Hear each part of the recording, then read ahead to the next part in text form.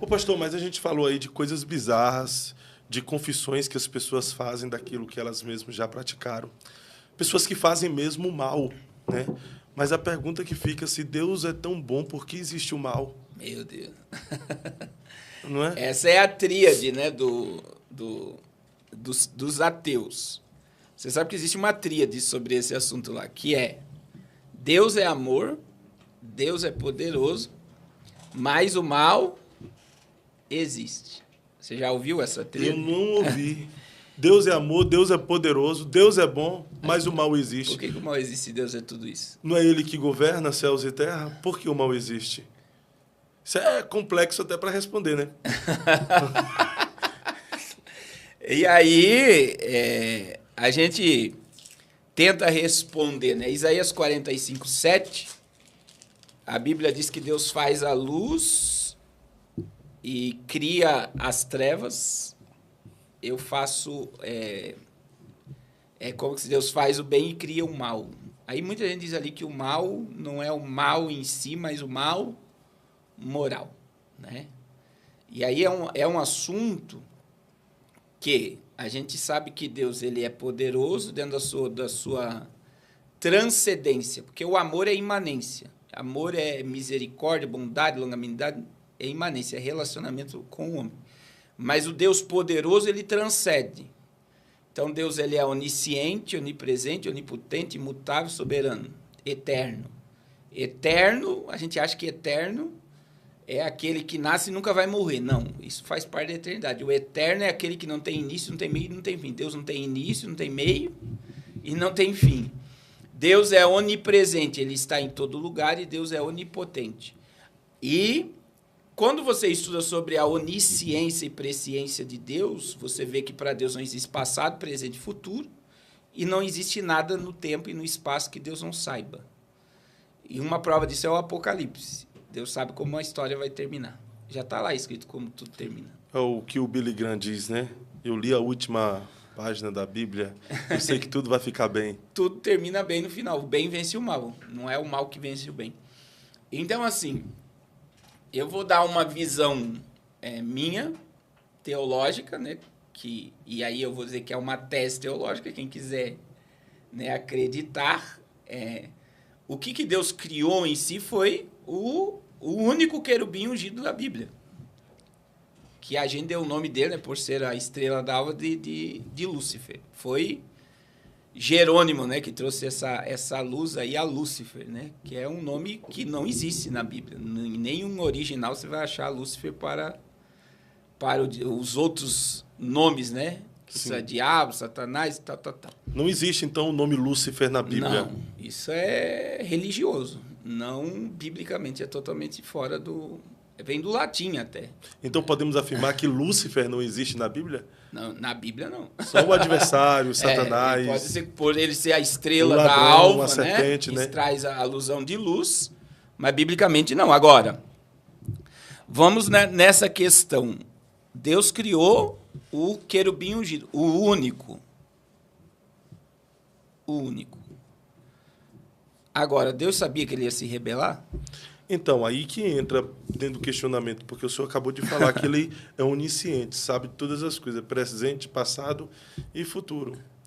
Vem cá, aí surge um monte de questionamentos aí que talvez não há resposta. Se Deus sabia que o Lúcifer iria se rebelar e seria o motivo da degradação da humanidade, do ser humano, que é a coroa da sua criação, por que Deus criou esse traste, então?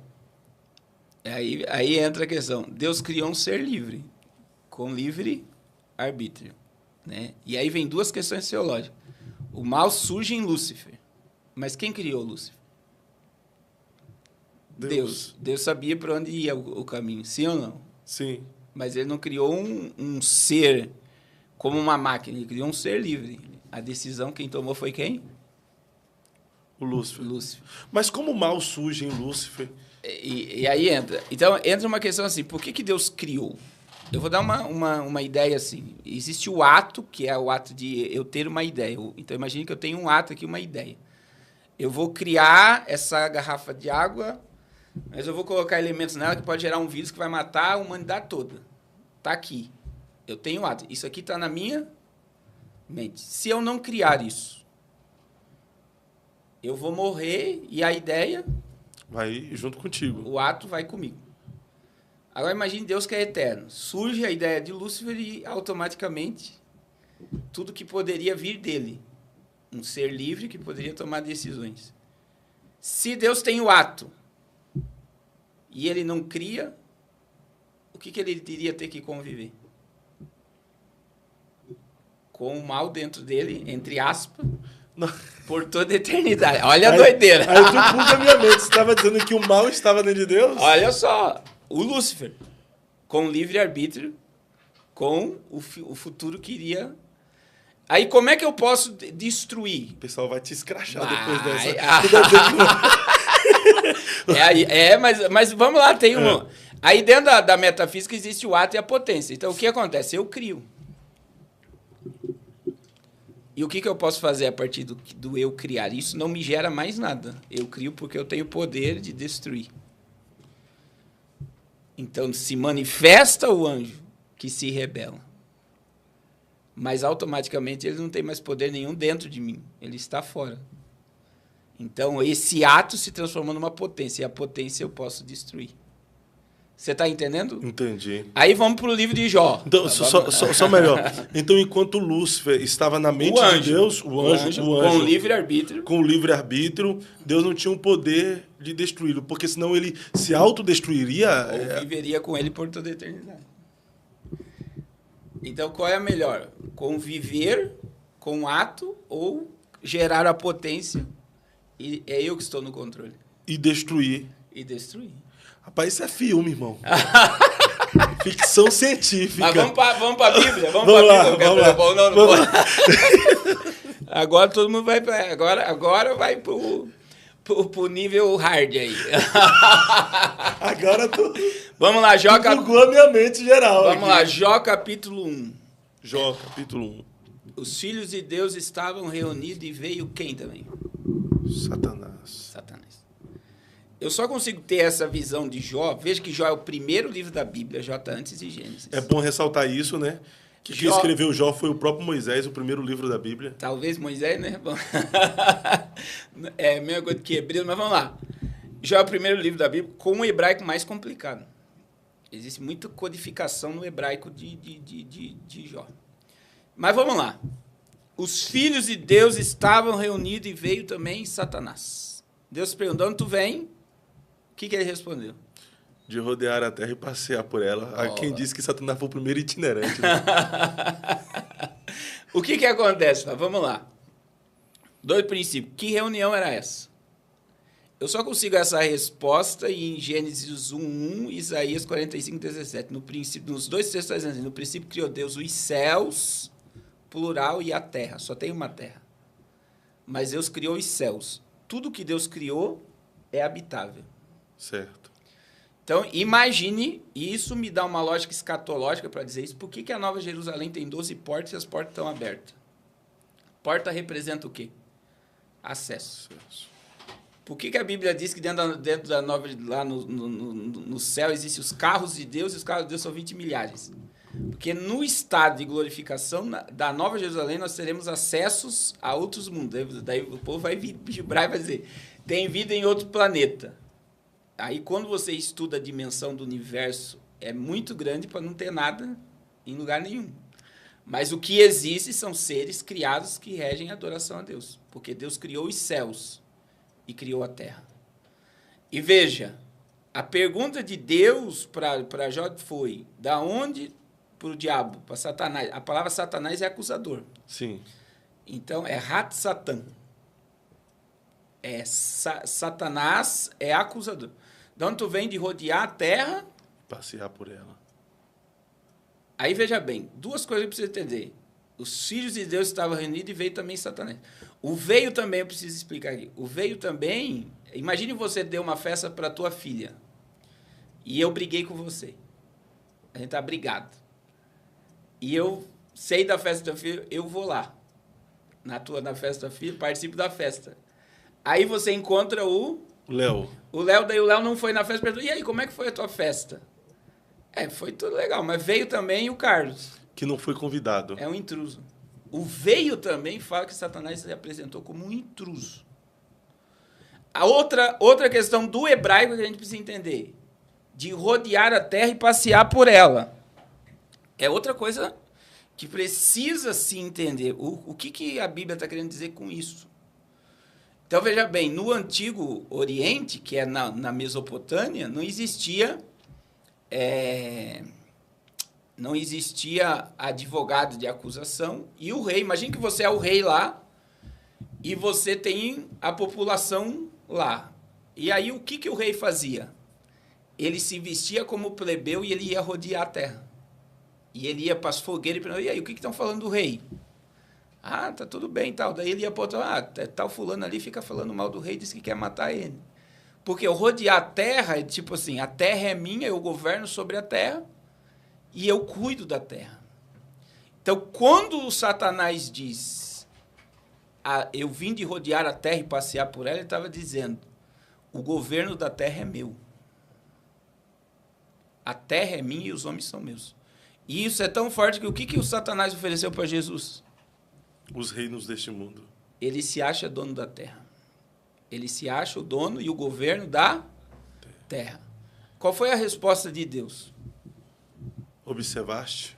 Tens observado o meu servo Jó? Meu servo Jó. Um homem íntegro, fiel.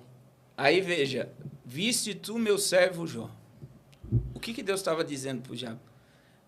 Que ele não era dono da terra. Por quê? Eu só posso ser dono de algo se eu tenho a totalidade. Então, por exemplo, você compra um carro financiado, o carro é teu? Ainda não. Eu só estou pagando as prestações. Se você pagou, vamos lá, 48 prestações, você pagou 47 prestações, o carro é teu? Ainda não. Só se eu parcelei em 47 vezes. Mas se você estiver devendo uma prestação, o banco dá busca a apreensão, porque o carro não é teu. Verdade. Você só é dono do carro se você pagar as 48 prestação. O que Deus estava dizendo para o diabo? Enquanto tiver um homem só me adorando na terra, o governo da terra é meu. Forte, é por isso que Deus falou. Trocou de assunto, né? Quando o Satanás fala de rodear e passear por ela. Aí Deus já tira Satanás de lado e diz, tem visto o meu servo. Aí olha só o nível. Mas o Senhor cercou ele de bem. Essa foi a fala do diabo. Ele tem tudo, ele é rico, ele é próspero, olha para a família, olha para tudo que ele tem. O que Deus disse? Toca em tudo. Só não toca na sua saúde. Sua alma. Sua alma. Aí veja bem, Jó perdeu tudo. Ele perdeu os rebanhos.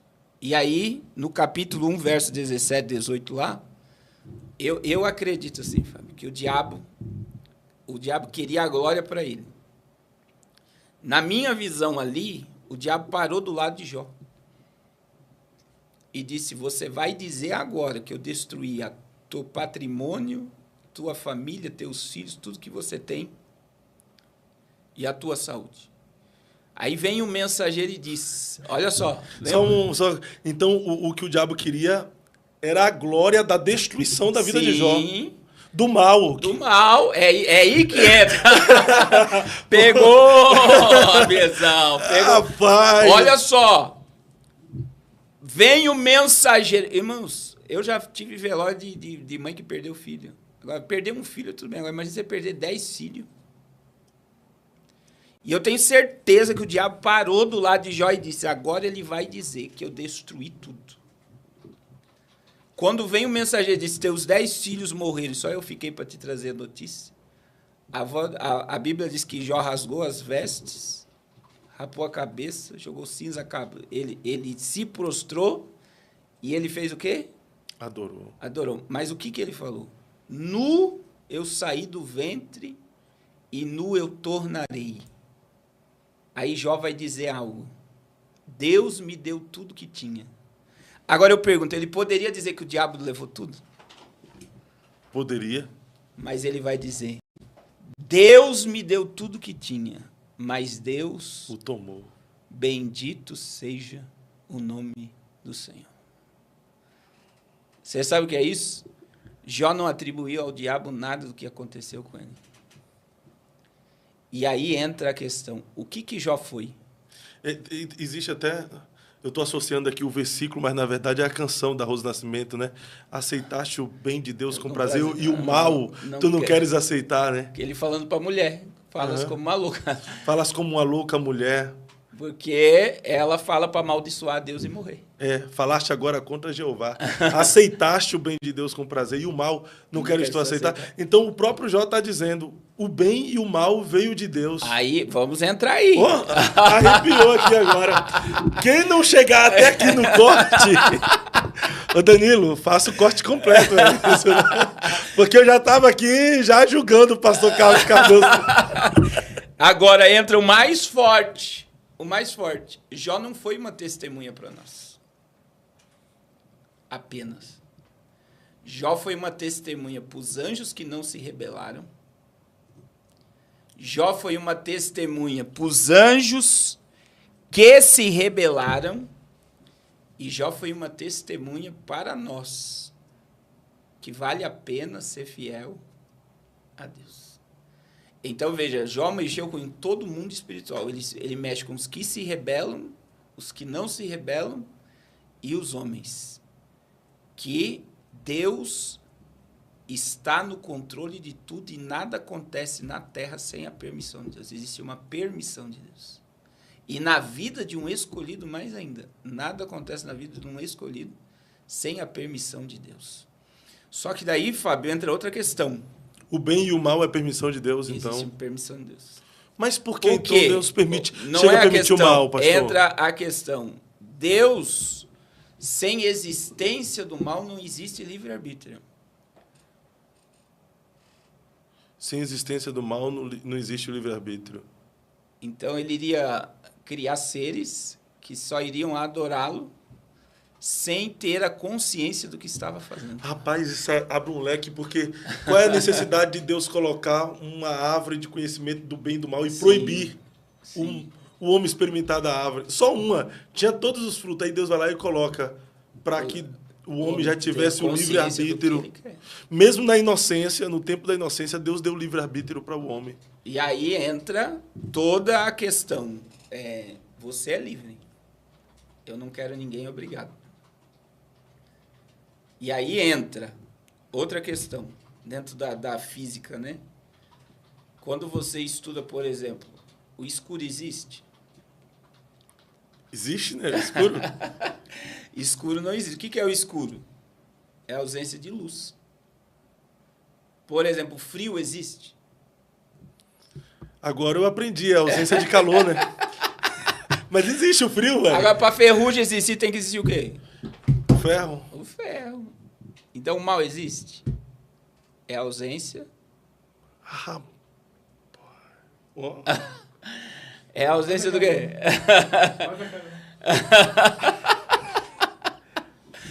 O mal é o quê? A ausência do quê? Do bem. É a ausência de Deus. Que é? O bem. Que é o amor, que é o total. Então, muitas das vezes, quando eu tenho conhecimento mal, não tem poder sobre Então, nisso aí, o senhor está falando que o mal não existe. O que existe é a falta de Deus. É nessa perspectiva.